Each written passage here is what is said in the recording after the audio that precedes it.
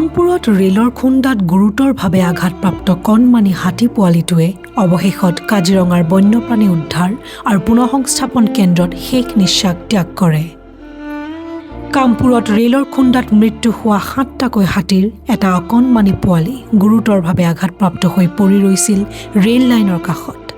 স্থানীয় ৰাইজে আঘাতপ্ৰাপ্ত হাতীৰ পোৱালিটোক দেখি লগে লগে পোৱালিটোৰ যত্ন লৈছিল আৰু পাছত বন বিভাগৰ লোকৰ উপস্থিতিত বন্যপ্ৰাণী উদ্ধাৰ আৰু পুনঃসংস্থাপন কেন্দ্ৰৰ চিকিৎসকৰ দল উপস্থিত হৈ চিকিৎসাৰ বাবে কাজিৰঙালৈ অনা হৈছিল।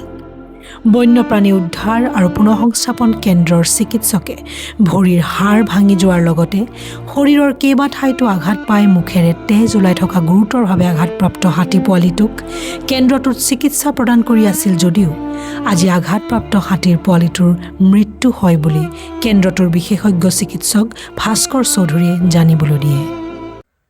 যোৱাকালি যিটো গুৰুতৰভাৱে আঘাতপ্ৰাপ্ত হাতী পোৱালি আমাৰ ইয়াত এডমিট কৰা হৈছিলে, আমাৰ কামপুৰৰ ওচৰত যিটো ৰেলৱে দুৰ্ঘটনাৰ ফলত ৭টা হাতী মৃত্যু হৈছিল আৰু এটা পোৱালি জীৱিত অৱস্থাত আছিল, তাক আমি যোৱাকালি প্ৰায় 9:30 বজাৰ পৰা এতিয়ালৈকে যথেষ্ট কষ্ট কৰা স্বত্তেও তাক বচাব পৰা নগ'ল।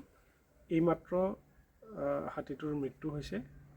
তাৰ এখন ভৰিত তাৰ এডাল হাড় ভাগি গৈছিলে আৰু মেইনলি তাৰ ইণ্টাৰনেল ইঞ্জুৰি, তাৰমানে দেহৰ ভিতৰত যথেষ্ট ৰক্তক্ষৰণ হৈছে আৰু মুখেদি ব্লাড ওলাই আছিল।